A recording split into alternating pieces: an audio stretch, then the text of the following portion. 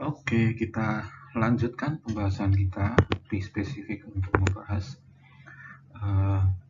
microcontroller PIC 16F87 ya.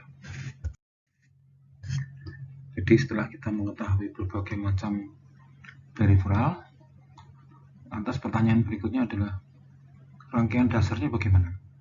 Jadi setiap microcontroller apapun itu, karena kita sedang membahas yang PIC, itu pasti memiliki rangkaian dasar. Itu sudah dipastikan, rangkaian dasar. Jadi atau rangkaian minimal. Dasar atau minimal. Seperti penyediaan satu daya, misalnya kan ada yang sekian volt ya. Untuk PIC 16 itu menggunakan level masih plus 5 volt dengan ground ya. Dan yang kedua itu adalah osilator ya. Osilator untuk memberikan frekuensi detak ya, biasanya kita menggunakan kristal osilator ya, antara 4 MHz sampai 40 MHz. Jadi ada dua yang perlu dipahami, yaitu rangkaian untuk satu daya dan rangkaian untuk kristal osilator. Nah, gitu ya. Bagaimana rangkaian itu? Kita lihat pada slide berikutnya. Seperti ini. Jadi ada yang digroundkan ya, dan ada yang ada sinyal VDD di sini. Kemudian ada VSS. Ya, ini ground, jadi langsung ground. Kalau VDD langsung 5 volt. Kemudian ada rangkaian osilator seperti ini. Ya. Jadi bentuknya secara umum seperti ini, itu dihubungkan ke pin khusus di sini. Selebihnya adalah ground. Ya, untuk yang VDD di sini diberi 10 kilo untuk membatasi arus. Jadi rangkaian dasar atau rangkaian minimum PIC 16F877A atau 877 seperti ini ya. Seperti yang ditunjukkan di slide ini. Keterangan di sini. Jadi pin 1 itu atau master clear, karena kita tidak punya reset, itu dihubungkan saja dengan satu daya melalui resistor 10 kilo.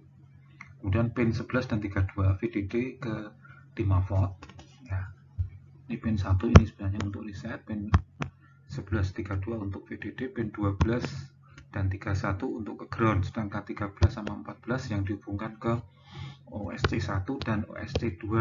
Di sini kita menggunakan 16 mega, kapasitornya 33 picofarad dengan cara menghubungkan ya. Jadi kapasitornya itu kita taruh di antara ground dengan kristal gitu ya, sebagaimana yang tadi sudah saya tunjukkan. Oke ya. Kemudian ini ada 5 port untuk I/O, dan setiap port itu ada fungsinya ganda ya. Jadi ini A, yang di sini A, terus ini ada E-nya, kemudian ini ada C, kemudian ada B, kemudian ada D. Yang C juga ada di sini ya. D juga ada di sini. Jadi campur-campur itu, tapi ada A, ada B, ada C, ada D, ada E. Semuanya jumlahnya kurang lebih 8 pin gitu ya. Kecuali yang E itu cuman 3 misalnya, RE0, RE1, RE2. RA-nya ada 8, RB-nya 8, RD-nya 8, RC-nya 8, RE-nya cuma 3. Jadi tapi ini ada 5 port ya. Yang di PIC bisa kita manfaatkan.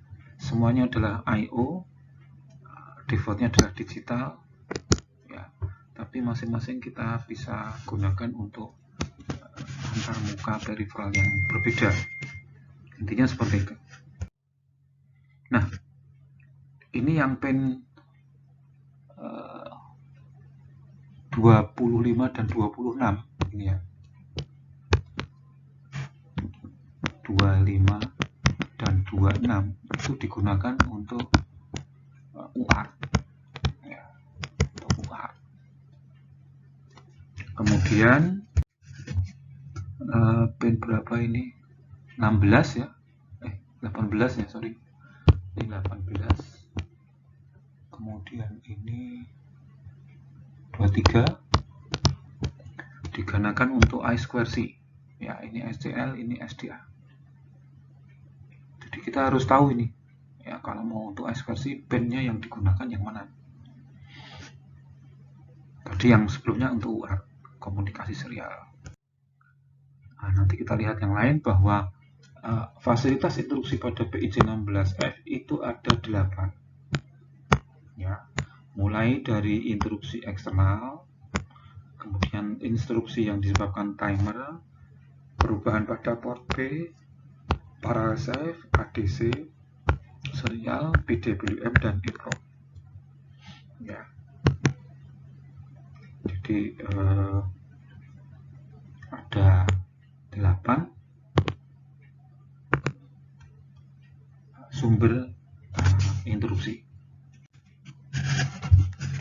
Oke.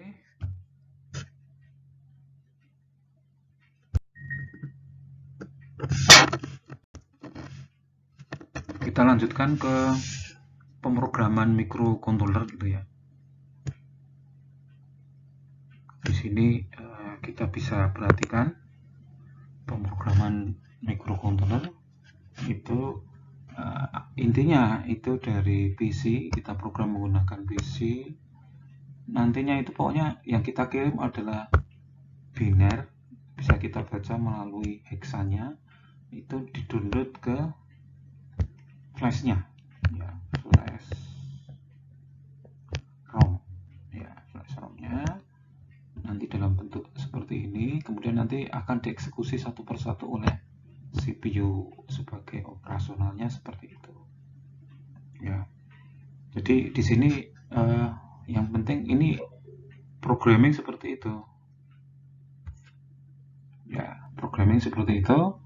Programming microcontroller itu adalah mengupload atau mendownload ya, relatif itu namanya, ke microcontroller dalam bentuk biner. Cuman yang ini berasal dari basic C dan lain sebagainya, assembly ya, itu nanti dalam bentuk kompiler akan mengubah dalam bentuk biner hexa yang kemudian nanti ditaruh di flash RAM. Jadi konsepnya seperti itu. Nah ini, jadi assembly language di sini ini kita compile ya. Kita compile sehingga menghasilkan bin ya. Bin inilah atau bin inilah yang kemudian di download ke microcontrollernya ya. Ini biasanya menggunakan perangkat keras ini,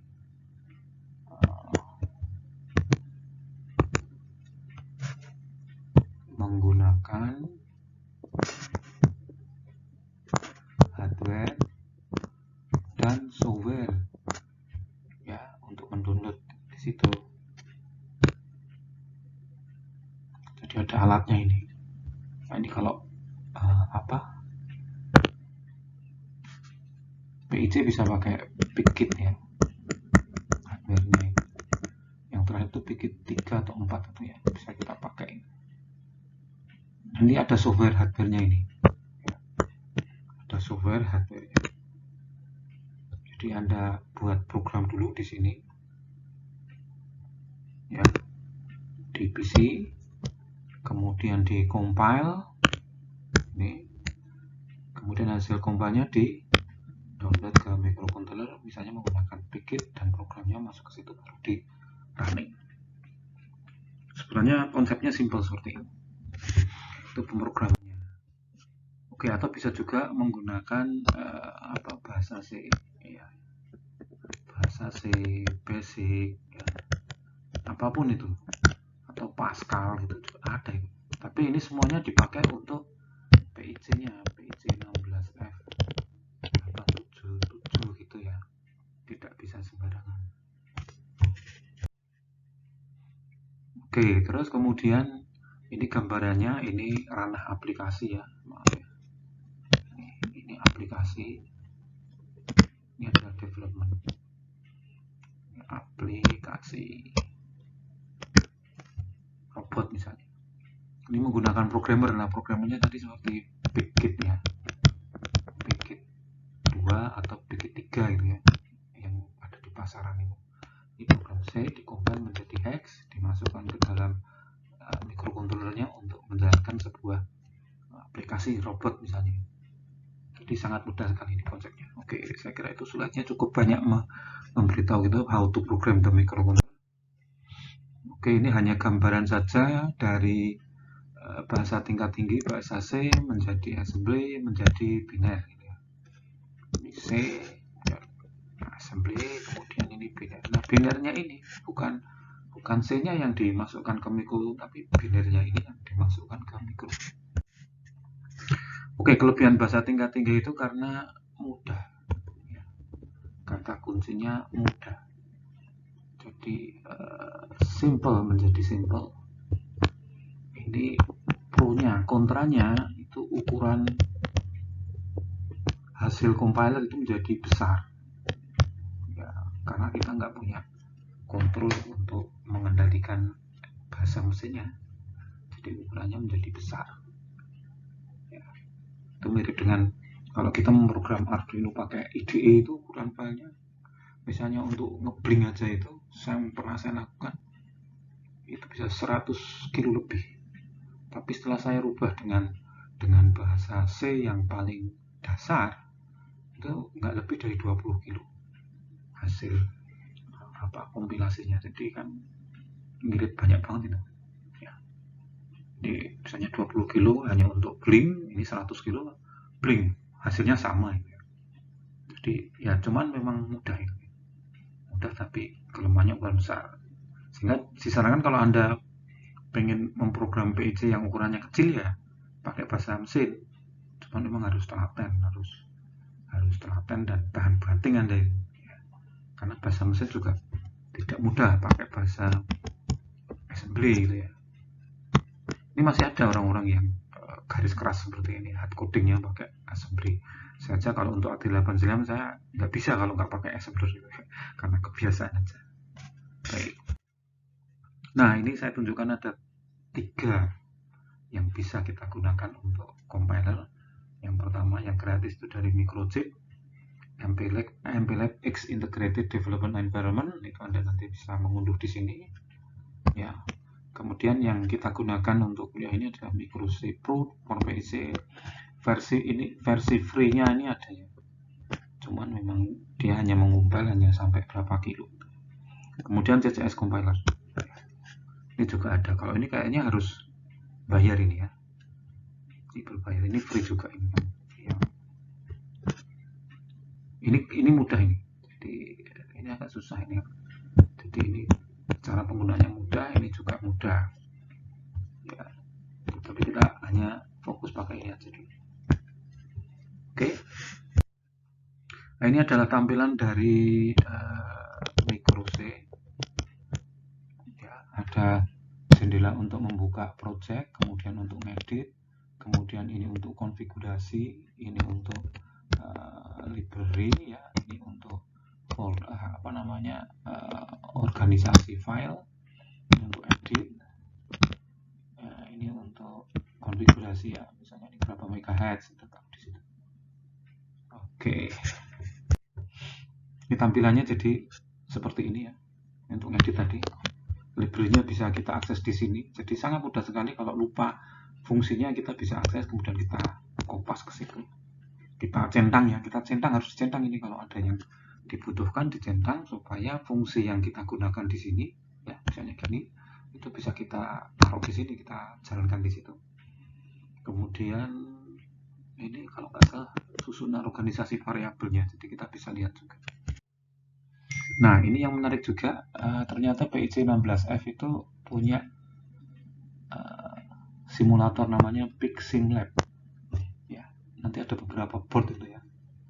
ada beberapa board yang bisa kita gunakan. Ini board yang PixSimLab 4, kemudian LCD-nya bisa kita atur ya, kemudian nanti microcontrollernya bisa kita rubah-rubah, tapi kita pilih yang di sini tuh yang PIC16F877 gitu ya, itu bisa. Jadi kita beruntung ada PixSimLab, Anda bisa mengunduh itu, bisa searching di Google PixSimLab, bisa kita pakai untuk belajar ini. Jadi nanti yang di load di file di sini itu cukup hexanya atau binnya dari hasil kompilasi. Oke, saya kira itu sudah selesai kita membicarakan tentang detail dari PIC16F877. Maka berikutnya nanti kita akan sudah masuk ke fasilitas-fasilitas yang bisa kita gunakan untuk berbagai macam aplikasi microcontroller. Terima kasih.